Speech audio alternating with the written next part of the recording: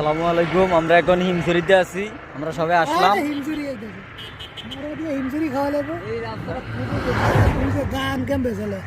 কোনো সমস্যা নাই।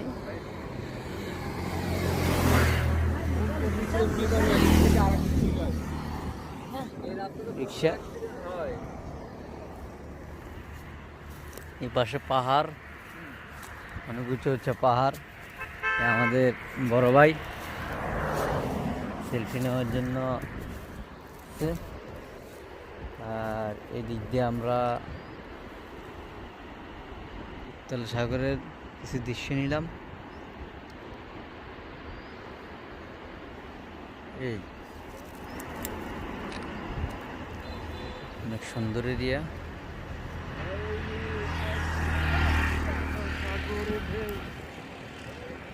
এগুলা কি? এগুলা এই যে বস্তা দিয়ে এই যে বেরিয়ে দিয়ে মেরিন ড্রাইভ।